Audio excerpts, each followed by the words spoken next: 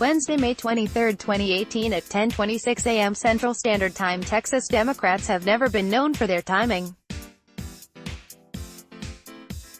Sunny Sone. The life of a Texas Democrat is full to the brim with dramatic irony, but especially so in the last 18 years, since the good millennium gave way to the bad millennium. In the first decade of this century, Democrats made a hard push to rebuild the party, expending a tremendous amount of time and money, scoring gains slowly over the years until they nearly took control of the Texas House in 2008. And then, in 2010, the first midterm election of an unpopular, in Texas, Democratic president, it all went up in flames. The party ended up worse than when it started, with another Republican-controlled round of redistricting that pushed them far out to sea. It was a lesson: the national environment really matters. But then in 2014, in the second midterm election of an unpopular, in Texas, Democratic president, they tried the same thing. The party made a hard push for control of statewide offices. Texas Democrats had two well-known and capable state senators to lead the ticket, Wendy Davis and Leticia Van de Putte, the former of which had significant national fundraising draw. Obama campaign veterans and national consultants flew here from all over the country. They and their purpose-built organizations invested a lot in Davis, and then, on election day, got pounded into the earth's mantle, as if by the force of Thor's hammer. You can still hear them down there on quiet days in Austin, their tinny voices echoing from below. In this July 28, 2016, file photo, Dallas Sheriff Lupe Valdez speaks during the final day of the Democratic National Convention in Philadelphia. AP photo, J. Scott Applewhite. Now, in 2018, the situation has changed. We are approaching the first midterm election of an unpopular Republican president, who is not just disliked nationally, but in Texas, too, and the statewide ticket is led, under Beto O'Rourke, running for Congress, by former Dallas County Sheriff Lupe Valdez, an immensely flawed candidate whose record is marred by violence in the jails she oversaw, and who is primarily notable to the Republican consultants she'll soon be facing as an advocate of sanctuary cities, whatever that means. Valdez has struggled to answer basic questions about policy during the primary. The Houston Chronicle editorial board wrote that she demonstrated startlingly little expertise, and the money she's raised so far amounts to a rounding error on Greg Abbott's campaign account.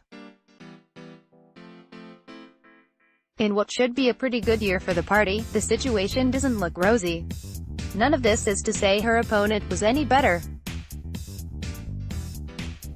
Andrew White's claim to the job was being the son of a person who had it before, and owning and using a boat during Hurricane Harvey.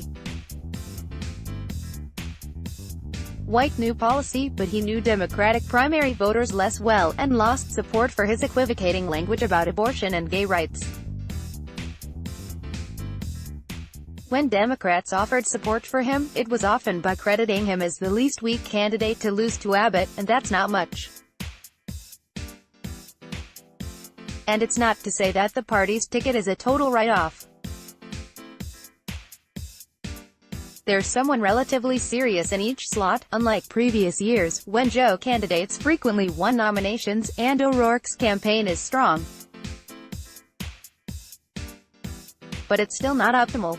None of the 7 candidates running under O'Rourke for statewide offices have much experience in state government. They have little name recognition, and little pull with donors. The money and energy will go to congressional races this year. Which is fine, and may have some important ancillary benefits, perhaps by influencing legislative races in the shadow of contested congressional districts. But it also means 2018 won't be the rebuilding year for the state party that it might have been.